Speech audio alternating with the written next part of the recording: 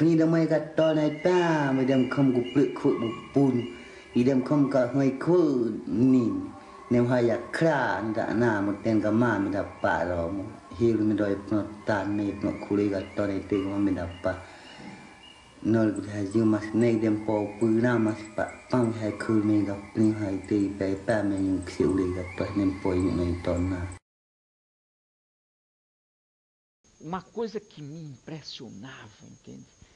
Era ver como dois rapazes, né, de seus 23 por aí, desde que sejam cunhados, se não for não pode, tem que ser cunhados, e ou cunhados de sangue mesmo, assim, de parentesco, ou então cunhados como decreto, quer dizer,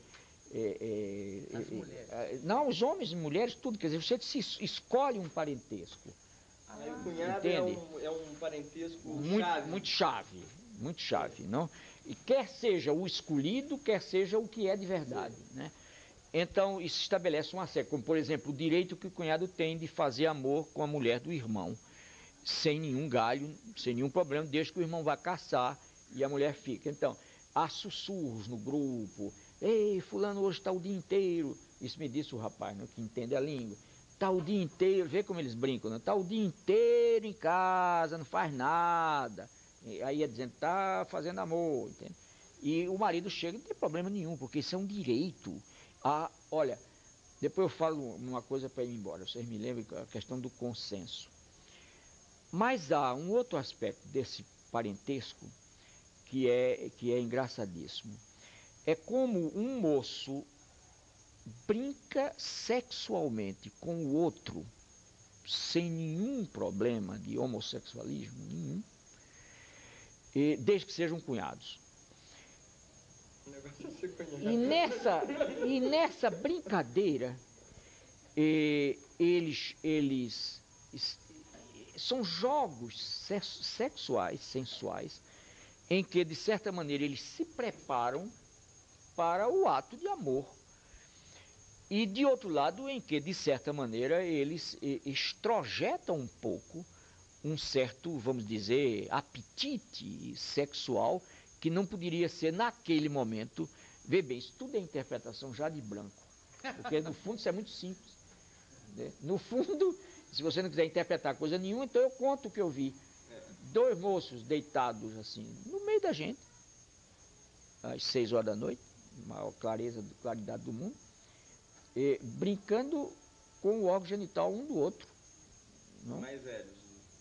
Da mesma idade os dois. Pois é, mas quantos anos? 25 anos, 23 anos, 21. Não? Agradando o órgão genital do outro e cochichando coisas e dando gargalhadas maravilhosas. E me disse, da cara de todo mundo, eu é que tinha vergonha, vê? Você vê o que é a compreensão da cultura, a força da cultura. Em certo momento eu até virei a cara, porque eu tinha medo de, se olhasse, estar sendo indiscreto, e não era, eu é que estava fora. Entende? Bem, e o moço... carne em outras... Se carne, coisa nenhuma, isso tudo é igual. Não tem problema nenhum. Se carne estava, a antropóloga estava. A freirinha perguntando. Eles não se constrangem. Não, mas não se constrange pelo seguinte, porque dentro da cultura dele não há como se constranger. Entende? Então, depois o moço me falou, traduzia as coisas, eu achei lindo, né? Por exemplo, um dos papos, não, nesses momentos de agrado, tudo, é o seguinte: ei, quando é que você me dá a sua irmãzinha bacana? Puxa, me deixa trepar com ela. Aí o outro, não, primeiro você tem que me dar a sua também, entende? E nesse treco sonham com estar fazendo amor um com a irmã do outro. Amor, agora aí lá vem a interpretação de novo. Se excitam realmente, não? Antecipam certas posições amorosas que vão ter depois com a mulher, e isso não afeta a masculinidade, nem a virilidade, nem a ética da tribo, que é perfeita aqui. Agora, é porque tem pouca mulher? Bem, eles já faziam isso? Olha, eu não sei bem. Essa é uma pergunta que eu acho que deveria ser feita mais adiante, se isso se cresce a comunidade, se o jogo continua, entendeu? Eu não sei. Não, é bom perguntar isso a Carmen, com relação a outros grupos que ela conhece maiores, não? Mas isso eu vi lá nesse, não? Então, uma coisa agora, para terminar, que a gente constata é a seguinte, é a de que nessas culturas é fundamental o consenso. Não? Sem o consenso isso não pode ser feito. Quer dizer, o consenso é exatamente essa aceitação de N coisas que a cultura permite como possíveis, como viáveis, e uma provável desconfiança para qualquer coisa que rompa com isso e que se introduza. Não? No nosso caso, a complexidade da sociedade ficou a tal ponto enorme que o consenso sumiu. Então hoje, inclusive, para você obter a nível político consenso, o consenso trabalha contra a democracia entre nós.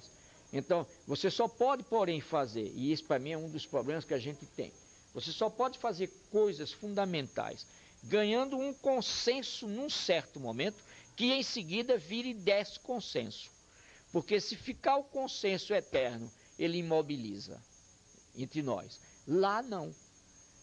O consenso lá é que admite um treco como esse. Todo mundo faz isso e ninguém é imoral porque faz.